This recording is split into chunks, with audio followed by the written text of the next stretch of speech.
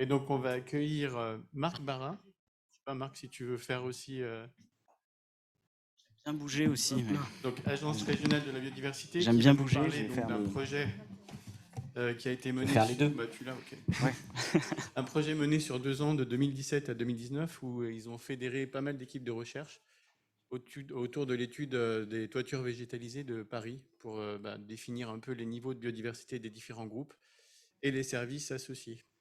À toi, Marc. Merci Pierre-Alain. Oui, effectivement, je voulais vous proposer de quitter le plancher des vaches pour aller sur le toit des bâtiments, et éventuellement rester un petit peu aussi dans cette thématique de technosol, puisque dans les toitures végétalisées, on est principalement sur des substrats qui ont été fortement remaniés et reconstruits. Et effectivement, on a initié en 2017 une étude de 3 ans sur l'écologie des toitures végétalisées, alors assez générale, où on a passé en revue différents types de critères, essayé de les évaluer d'un point de vue de la biodiversité et de certains services écosystémiques. Ça a été plus d'une vingtaine de partenaires scientifiques qui ont été mobilisés. Donc voilà, aujourd'hui, je me fais un petit peu le porte-parole de tous ces scientifiques qui ont travaillé. Et d'abord, commencer avec les objectifs de l'étude, qui étaient finalement assez nombreux pour essayer de mieux comprendre ces nouveaux écosystèmes urbains. D'abord, savoir quels étaient vraiment les bénéfices sur la biodiversité et d'autres services écosystémiques, comme le rafraîchissement, comme la rétention d'eau, que je présenterai tout à l'heure pour certains d'entre eux. Essayer de comprendre aussi quelles étaient les différences entre ces toitures végétalisées et les espaces au sol, en termes notamment de biodiversité. Et puis aussi, quelles préconisations pour les concepteurs et les gestionnaires on pouvait dégager. Alors, je travaille à l'Agence régionale de la biodiversité d'Île-de-France, et c'est aussi notre rôle de faire un peu la synthèse entre des travaux de recherche et des applications concrètes pour les gestionnaires. Donc, on n'est pas parti de rien. Il y avait déjà eu des travaux intéressants sur les toitures végétalisées, de Frédéric Madre notamment, du muséum, et puis de Yann Douchard, d'IES Paris, dans le labo de Luc Abadi, qui avait montré l'intérêt des toitures végétalisées pour la biodiversité et pour les services écosystémiques. Alors notre échantillon, c'est le suivant. On a sélectionné 36 toitures végétalisées qui sont réparties selon un gradient urbain, on va dire, et puis aussi par rapport aux différentes typologies que je vais présenter tout à l'heure. Alors il y a eu aussi une part de pifomètre, hein, si j'ose dire ça. C'est tellement difficile d'obtenir l'accès à des toitures végétalisées qu'on a aussi sélectionné les personnes qui voulaient bien nous laisser monter sur leur toit. Voilà pour la petite photo de famille de nos toitures végétalisées. Donc on a distingué les typologies qui sont classiquement admises par la profession des gestionnaires de toitures, avec des toitures dites extensives quand on est dans une profondeur de substrat de 4 à 15 cm, semi-intensive où on est entre 15 et 30 cm, puis intensive quand on est au-delà de 30 cm de profondeur. Ça n'a pas forcément de sens en écologie, ces catégories intensives, semi-intensives, mais ça nous renseigne sur la profondeur du substrat. Et puis une quatrième catégorie qui sont les toitures wide roof, des toitures qui elles ne sont pas plantées, avec des profondeurs de substrat variables, mais dans laquelle on a une végétation spontanée et qui nous donnait aussi d'autres indications. Alors on a un échantillon de fait qui est assez hétérogène, hein. Nos choix de répartition étaient basés sur les typologies, du coup on se retrouve avec plein d'autres paramètres qui sont eux très très variables. Alors notamment la superficie des toitures, la majorité d'entre elles, elles font entre 100 et 1000 mètres carrés. Et puis après, on en a quelques-unes qui vont jusqu'à 1500, 2000, 3000 mètres carrés. Donc c'est assez diversifié en termes de taille. L'âge aussi des toitures, la plupart sont récentes, construites dans les 10 dernières années, quelques-unes qui sont un petit peu plus vieilles, sur des bâtiments majoritairement publics, notamment des écoles, on a beaucoup d'écoles, et puis aussi une grande variabilité au niveau de la hauteur des bâtiments, le plus bas étant à 2,70 m et le plus haut à 30 mètres, donc avec les effets qu'on peut imaginer derrière sur la faune, la flore et différents types de services. Et puis des profondeurs de substrat aussi très différentes les unes des autres. La plus fine fait 3,7 cm de profondeur et la plus épaisse fait jusqu'à 1 mètre de profondeur. La fameuse toiture de l'école tout à droite de l'école de Boulogne-Billancourt, dans laquelle il y a carrément un petit boisement urbain sur le toit. Donc, ça nous a aussi permis de visiter des lieux magnifiques. Un échantillon hétérogène et puis différents protocoles sur cette étude. Alors on a regardé On a essayé le plus possible de se baser sur des outils de sciences participatives pour pouvoir comparer avec d'autres environnements. Donc on a regardé les plantes vasculaires, les mousses, enfin les bryophytes, mousse et lichen. On a regardé aussi l'évapotranspiration à l'aide du caisson que vous voyez là-haut. On s'est évidemment intéressé au sol grâce aux collègues de l'INRA Dijon, avec une partie physico-chimie des sols en laboratoire et puis une partie ADN microbien sur laquelle je reviendrai tout à l'heure, et aussi une dimension rétention en eau par rapport à la capacité de rétention des toitures. Sur les invertébrés, on était sur 2 protocoles dédiés aux invertébrés terrestres, avec de la capture directe sur du transect, et puis aussi les pollinisateurs à l'aide du protocole SPIPOL de sciences participatives avec un appareil photo. Et puis on a essayé du mieux qu'on pouvait, mais ça n'a pas toujours été facile, de relever toutes les informations sur les modes de conception, sur les modes d'irrigation, de gestion, etc. C'est une partie pour laquelle on a des infos, mais on ne les a pas toutes non plus, parce que c'est parfois difficile de remonter jusqu'à l'origine. Ah, pas mal. J'ai des symboles qui sont apparus. Bon, c'est pas grave. Heureusement que j'ai pris mes notes. Hein. En plus, c'est la partie résultat. Normalement, c'est le plus intéressant. Donc, sur les résultats, qu'est-ce qu'on trouve de... J'aurais pas le temps de tout commenter, mais ce qui était assez intéressant sur cette étude, c'est que sur la flore, en tout cas, il y a de la diversité sur les toitures végétalisées, et une diversité qu'on attendait un peu plus faible. On s'attendait à voir les mêmes types de diversité floristique que dans les rues, les interstices urbains. Et puis finalement, on est sur des moyennes donc, qui se rapprochent des parcs urbains et des friches. Par rapport, on a mis aussi les milieux agricoles sur la moyenne de plantes spontanées dans les carrés protocolés. Donc il y a de la diversité florétique sur les toitures. L'inventaire exhaustif montrait qu'on avait identifié 400 espèces. Et puis sur les inventaires protocolés, dans des quadras suivant le protocole Vigiflore, pour pouvoir comparer avec d'autres milieux, on est sur 292 espèces.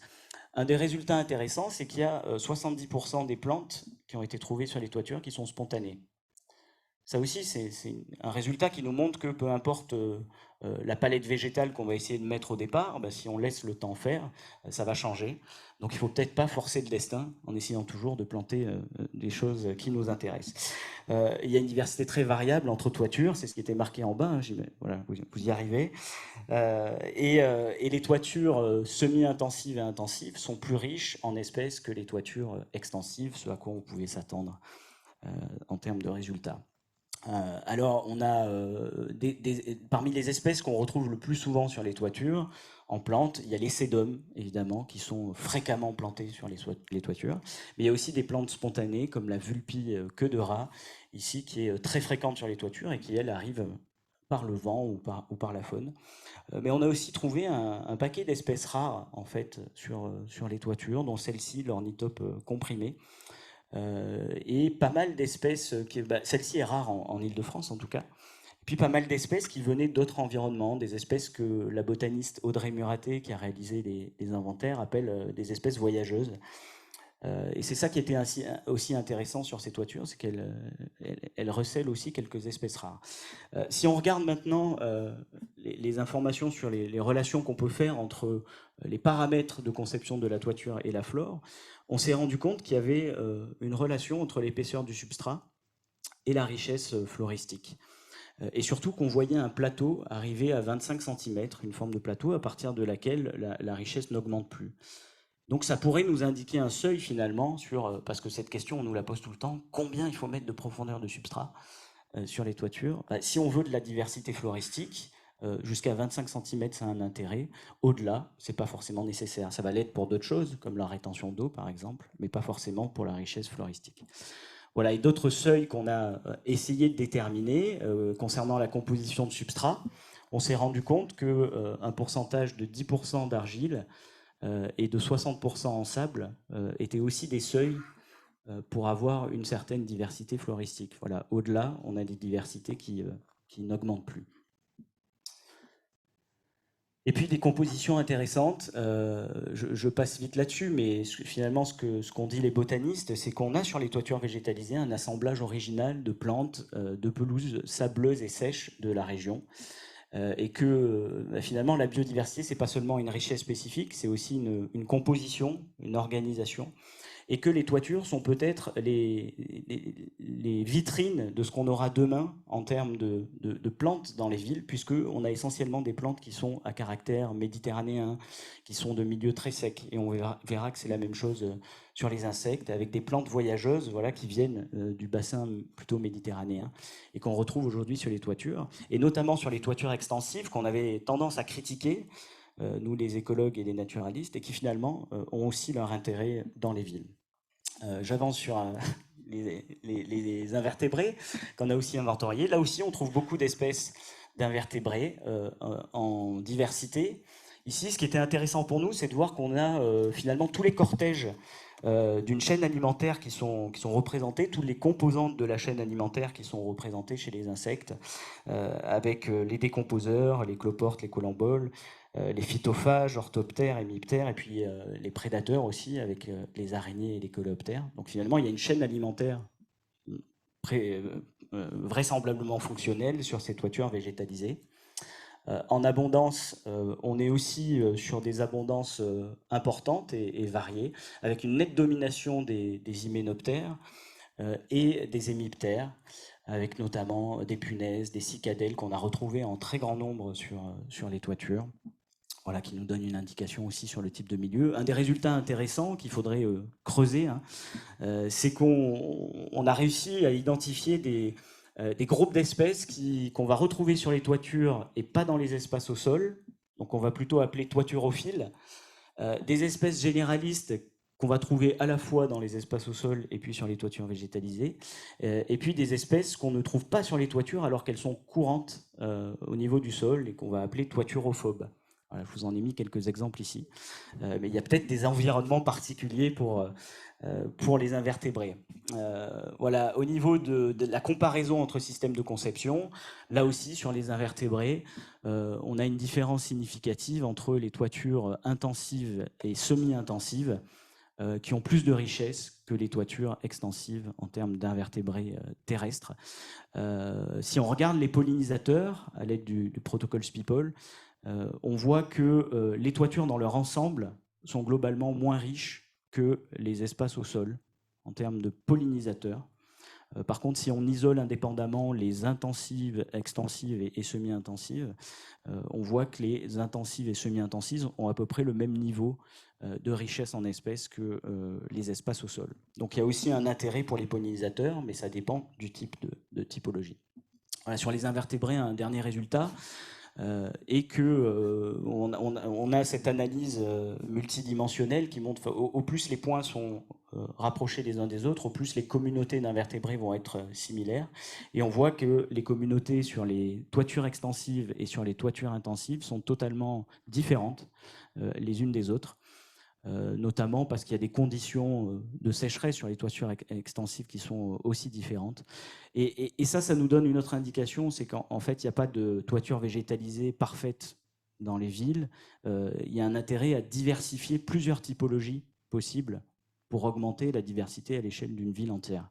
Autant pour la flore que pour les invertébrés, on trouve ce type de résultats. Voilà. Ensuite, on a évidemment essayé d'aborder la question des sols à travers un protocole qui était un peu nouveau pour nous, qui consistait à faire 10 points de prélèvement sur un transect, un peu zigzag, hein, ça dépendait de la forme des toitures, pour récupérer des échantillons de sol qu'on a à la fois envoyés en laboratoire pour différents types d'analyses, et on a recueilli également des flacons pour les collègues de l'INRA Dijon qui ont effectué des analyses d'ADN microbien. Alors sur les sols, on a eu pas mal d'enseignements. Le premier, c'est quand on s'est intéressé à la pollution aux éléments traces métalliques. On a remarqué que globalement, la plupart des toitures ne présentaient pas de niveau de pollution notable, sauf quelques-unes pour le zinc et le plomb, où on avait alors à la fois des variations très importantes entre les toitures, mais aussi certaines toitures qui présentaient des niveaux à risque. Alors pour le zinc, 2 d'entre elles qui dépassaient le seuil admis par le CEREMA dans les espaces en agriculture urbaine. Et puis pour le plomb, encore plus dangereux, 2 toitures qui dépassaient le seuil de risque pour le dépistage du saturnisme. Donc des niveaux très très élevés. Et alors nous, c'était utile pour les gestionnaires, pour les prévenir, toutes les toitures ne sont pas accessibles, mais certaines d'entre elles, oui. Et celle-ci, alors je vous l'ai mis en photo, si un jour vous avez l'occasion de visiter ce bâtiment qui s'appelle Mosinor, qui est à Montreuil, et qui est une plateforme logistique à étage dans laquelle il y a des camions, des semi-remorques qui montent toute la journée. Et donc on a très vite compris d'où venait la pollution des substrats. Dans ce cas-là, sinon dans d'autres cas, c'est évidemment, ça a été hyper difficile de remonter jusqu'à l'origine des substrats et on n'y est pas arrivé. Donc comme pour les technosols, les pollutions peuvent avoir différentes origines et souvent c'est le trafic routier qui est à côté. Éléments traces métalliques, Pierre-Alain et ses collègues ont aussi regardé différentes propriétés du substrat qui nous a permis, au départ, on les a classés finalement selon leur teneur en éléments grossiers. On avait 3 classes de substrats, des substrats de terre plutôt agricoles, qui sont encore utilisés sur les toitures végétalisées, et puis des substrats minéraux les plus abondants qu'on retrouve sur les toitures extensives avec essentiellement de la pouzzolane, et des substrats qu'on a appelés mixtes qui ont une granulométrie différente. Ce qu'ont fait les collègues de l'INRA, c'est de placer en fait ces substrats de toiture végétalisées dans le triangle des textures et d'essayer de les comparer au sol du RMQS. Et là, on voit que globalement, nos sols de toiture végétalisée, ils présentent des propriétés texturales qui sont vraiment très différentes du RMQS et qui ne sont pas représentées finalement dans ce RMQS. Donc ça confirmait au départ qu'on était sur des sols complètement remaniés.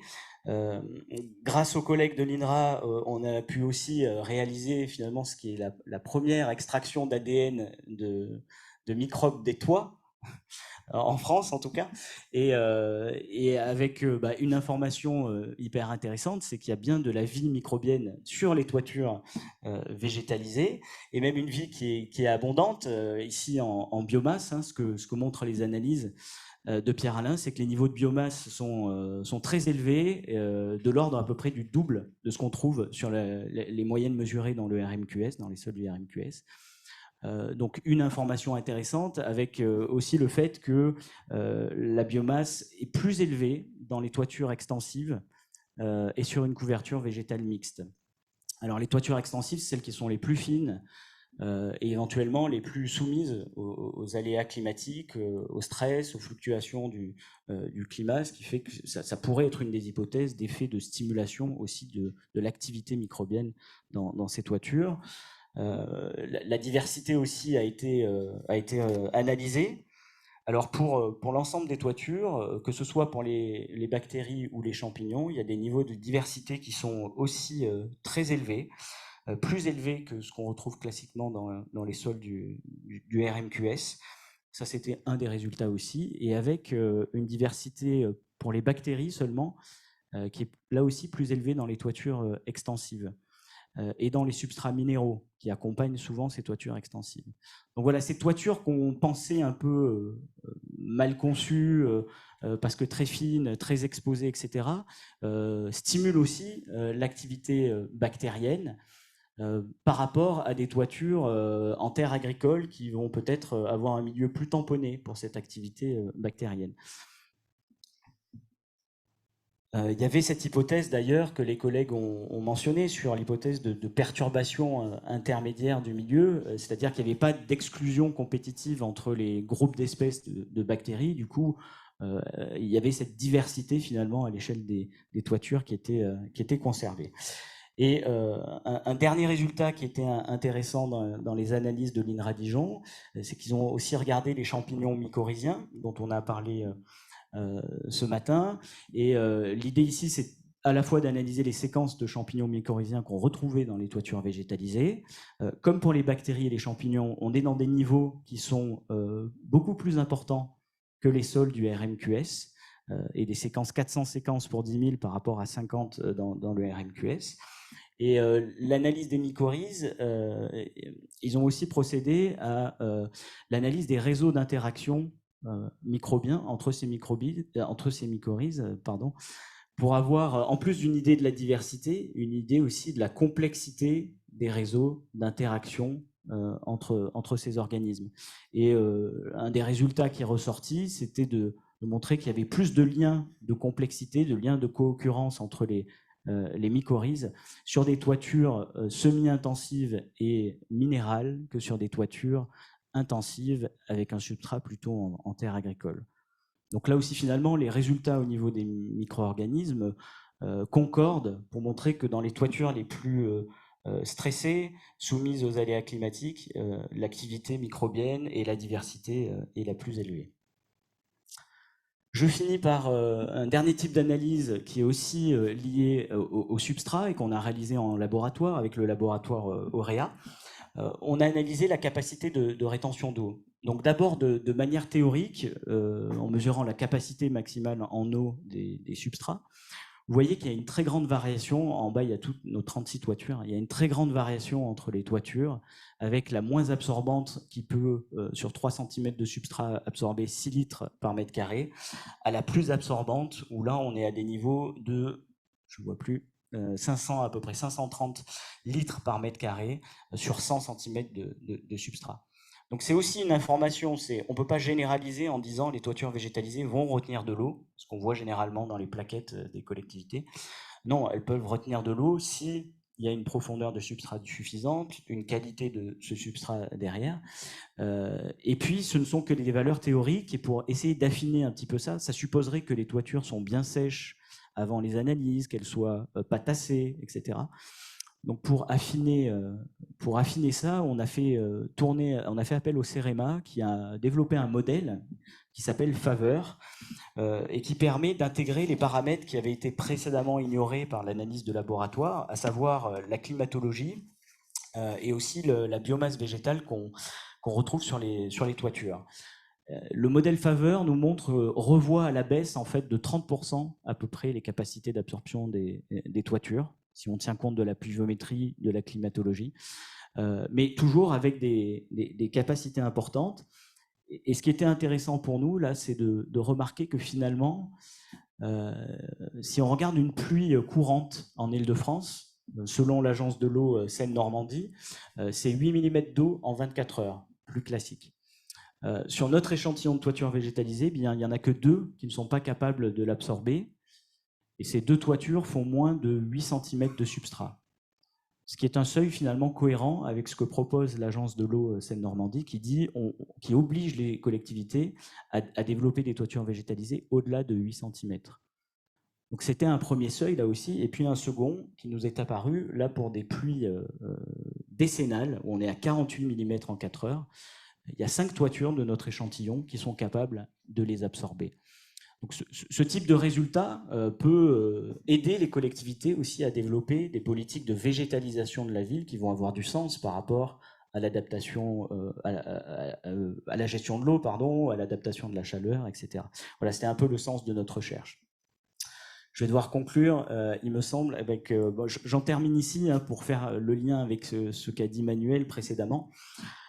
Et quelque chose qu'on n'a pas creusé dans l'étude, mais qu'on aimerait bien, c'est connaître l'empreinte écologique des substrats, d'où ils viennent, comment ils ont été récupérés. En tout cas, moi, mon expérience après 3 ans sur des toitures végétalisées, c'est qu'il y a aussi beaucoup de turnover, que ce soit sur les plantes, sur les sols, etc. Celle-ci, c'est le bâtiment Beaugrenelle à Paris. Vous voyez, en 3 ans, la toiture a changé 3 fois d'état, avec à chaque fois le substrat retiré et renouvelé. Voilà, pour de la végétalisation, alors là on dirait une serre, je ne commande pas, avec des bâches plastiques sur les toitures, il n'y en a pas assez sur les bords d'autoroute, on en met sur les toitures, et ici, un projet d'agriculture urbaine. Voilà, je pense qu'il y a matière à développer aujourd'hui la réflexion qu'on a sur les technosols, sur les toitures végétalisées, pour éviter de décaper des terres agricoles. Ça commence à se faire en plus au niveau du végétal, cette idée de s'appuyer sur le génie écologique et l'ingénierie écologique pour faire des toitures végétalisées. Et là, il y a 2 toitures que j'aime beaucoup, hein, une de Philippe Pégère sur le zoo de Thoiry.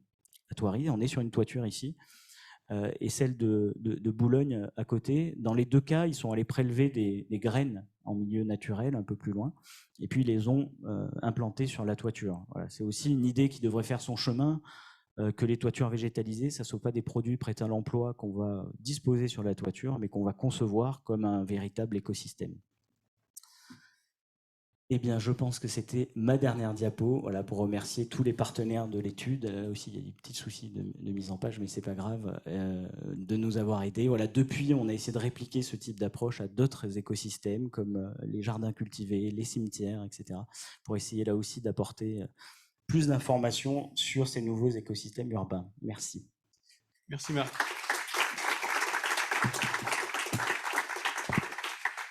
Un gros effort de synthèse de tous les résultats, là. Impressionnant. Est-ce que vous avez... Je commence. Merci pour cette très belle présentation. J'avais une remarque et une question. La remarque, c'est que tu as commencé par dire que finalement, ces catégories de mise en place, là, extensif, semi-extensif, intensif, ça n'avait pas tellement de sens. Mais j'ai l'impression que pour certains de tes groupes, ça en a quand même un petit peu, non? Oui. Oui, ça dépend quel groupe on regarde finalement, si on regarde les invertébrés, la flore, etc. Mais en fait, ça n'avait pas de sens par rapport au niveau de gestion. Derrière extensif, moins de gestion et intensif, plus de gestion. C'était pas forcément vrai pour toutes les toitures, parce qu'on a vu des toitures dites intensives, dans lesquelles il n'y avait aucune gestion, etc. Audrey Muraté a fait des analyses un peu plus poussées et montré que finalement, on peut faire plusieurs typologies qui regroupaient des extensives très fertiles, des extensives moins fertiles, des intensifs fertiles, moins fertiles. Voilà. Et je pense qu'une des meilleures typologies, c'est celle qu'avait développée Frédéric Madre sur les différentes strates végétales dominantes, de la strate mucinale à la strate arbustive. Et juste rapidement sur la source de pollution, je vais ouvrir un peu la boîte noire, mais quid de la membrane antiracinaire? Bah, alors, on n'a pas fait les pesticides, mais clairement, membrane antiracinaire, il y a des pesticides, et là, c'est un problème. C'est clairement un problème pour les plantes. Mais par contre, on n'a pas analysé dans les pollutions de sol les pesticides. On a fait justement juste les éléments traces métalliques. Donc oui, c'est quelque chose qui a été soulevé par pas mal de paysagistes. Alors, il existe des alternatives aujourd'hui avec des membranes racinaires sans pesticides infusés dedans. Voilà, c'est des choses aussi importantes à dire aux gestionnaires. On va prendre une autre question dans la salle. Très rapidement, qu'est-ce que c'est que le sol RMQS? Réseau de mesure de la qualité des sols, mais ça, Pierre-Alain, Lionel, pour le définir en une phrase. Antonio? Pour faire rapide, c'est les 2200 sols qui sont prélevés de façon systématique par l'unité Infosol et qui servent à un réseau de surveillance de la qualité des sols national. Merci. Oui, merci. Merci beaucoup pour la présentation. Je pense qu'il y a beaucoup de questions sur la dispersion en fait, des espèces et l'arrivée des espèces en fait, sur les toitures végétalisées. J'avais une discussion avec Sophie Joamel qui avait travaillé sur les colamboles. Elle me disait que sur les toitures où on avait ramené du sol, elle ne trouvait pas du tout les mêmes cortèges d'espèces en fait, que sur les toitures où on avait ramené des composts en fait, que sur les toitures où on n'en avait pas ramené, quoi. On avait ramené des cortèges très différents et même des types d'espèces morphologiques très différents. Oui, c'est clair. Mais parmi les espèces rares qu'on a trouvées, je ne l'ai pas dit, mais sur les invertébrés, on a trouvé un petit escargot, l'hélicète velouté, qui est un escargot qui n'existe pas en Île-de-France. Donc là, clairement, ça arrive dans le substrat. Des fourmis aussi très méditerranéennes, donc c'est apporté avec. Mais ça veut dire qu'il y a une réflexion à avoir non seulement sur la dispersion des espèces naturellement, mais également à travers les matériaux qu'on met sur ça. Oui, ouais, c'est ça. Et sur l'environnement direct, on avait cette hypothèse de se dire, évidemment, les toitures, elles vont refléter le milieu dans lequel on se trouve. Les toitures au bord du bois de Boulogne, par exemple, forcément avec des espèces forestières, mais dans notre jeu de données, pour l'instant, on n'a pas mis en évidence de manière significative le rôle de l'environnement direct. Il y avait plus, les variables les plus fortes étaient plutôt la conception des toitures à poursuivre. Alors Marc, tu as beaucoup de questions. On prend une dernière question dans la salle et après on verra sur le distanciel. Merci pour vraiment la présentation de ce travail très original. Et je reviens sur, alors pas sur la question RMQS, mais en fait, tu fais pas mal de références par rapport aux données RMQS. Tu précisais qu'en fait, on était là sur des sols où il y avait moins de 8 cm, en fait. sol. Par rapport au RMQS, justement, les données ADN de sol, elles ont été obtenues sur quelle profondeur? En fait, on sait on va avoir une biomasse microbienne très très variable entre le topsoil et, enfin, je veux dire, les 2-3 premiers centimètres du sol ou 5 premiers centimètres du sol et les zones plus en profondeur. Donc là, on est sur des. J'ai fait des prélèvements au transplantoir à bulbe, on est sur 10-12 cm de sol. Parce que quand il y a des toitures qui font que 3 cm de profondeur, Ouais, ben, bien sûr, voilà, ouais. on ne pouvait pas. Mais sinon, maximum 12 cm de profondeur. Sachant que sur les toits, c'est mélangé. Et Pas la forcément référence d'horizon. RMQS, alors, elle était faite sur combien, en fait? 25 cm. 25, ok, ouais, je te remercie. Après, ce qu'on observait aussi, c'est qu'il y avait beaucoup plus de carbone dans les sols des toitures. Alors, ça doit être aussi lié à la conception que dans la moyenne des sols du RMQS, ce qui pourrait expliquer aussi les niveaux, en tout cas de la biomasse, pas forcément de la biodiversité, mais les niveaux élevés qu'on observe. Lionel, on peut passer aux questions. Alors, aux questions. Il y a beaucoup de questions. Je vais essayer pas de trier, mais de hiérarchiser. Alors, il y en a une que je vais te poser sans filet, parce que avez-vous constaté la présence de 3 E? D'espèces exotiques envahissantes? Ah bah voilà. Non, non, non. Quand Écoute, même, pas chez les microbes, mais on a toujours notre dictionnaire des acronymes sur nous quand on va en réunion. On ne comprend pas la entre moitié. nous. Non, mais je pense que c'est une référence aux espèces exotiques envahissantes. Alors non, d'ailleurs on les a pas forcément ciblées en tant que telles. Et la partie flore, c'est Audrey Muraté qui l'a réalisée. Et elle parle plutôt d'espèces voyageuses. Et elle était contente qu'elles soient accueillies sur la toiture, finalement. Voilà. Donc, au sens espèces strictement invasives sur les toitures, on n'en a pas trouvé. Par contre, il y a beaucoup d'espèces voyageuses qui ne sont pas locales, mais qui aussi contribuent à diversifier la toiture. Donc, pas au sens propre, non. Et là où il faut faire attention, c'est, oui, il peut y avoir un problème de gestion. Ce qui arrive souvent sur les toitures, c'est des petits érables, des petites plantes pionnières comme ça qui pourraient avoir tendance à endommager l'étanchéité. Deuxième question, avez-vous refait des analyses notamment de plomb au niveau de ces toitures suite à l'incendie de Notre-Dame? Non, c'est arrivé après. Mais oui, on y a pensé. On y a pensé effectivement que ça pouvait avoir une incidence supplémentaire sur les toitures et sur le reste. Voilà, partout, sur d'autres, il n'y a voilà. pas eu d'autres analyses ailleurs là-dessus qui pourraient. Et enfin, dernière question, parce que je pense qu'au niveau du temps, le réchauffement climatique incite les aménageurs à intégrer des toitures végétalisées pour l'effet fraîcheur, mais ont peur de problèmes de portance lors des pluies décennales, l'effet éponge. Quels arguments? Tu as déjà un petit peu répondu. Ouais. Bon, déjà, pour le rafraîchissement, je ne l'ai pas présenté ici, mais les premiers résultats, ce n'était pas très, très encourageant non plus. Enfin, on ne peut pas attendre des toitures végétalisées qu'elles rafraîchissent le quartier entier. Il vaut mieux des arbres au sol. Et ça, je ne l'ai pas dit non plus, mais évidemment, rien ne vaut la pleine terre au sol que la toiture, enfin, la végétalisation sur des bâtiments. Mais après, c'est de l'arbitrage, justement. C'est qu'est-ce qu'on veut faire? Stocker de l'eau, accueillir des pollinisateurs, avoir une biodiversité en invertébrés, etc. Et selon ça, on va choisir son paramètre de conception. Après, il y a un paramètre inévitable, c'est la portance du bâtiment. Combien on peut encaisser de poids sur son bâtiment, mais ça, les architectes savent faire, les ingénieurs du bâtiment savent faire. Donc tout est possible. Il suffit de bien se préparer. Top. Merci Marc. Cette conférence est extraite de la journée « Le génie écologique au service du sol » organisée par Technique de l'ingénieur à l'occasion de la sortie de la nouvelle offre « Génie écologique ». Merci de l'avoir suivi et à bientôt sur notre site.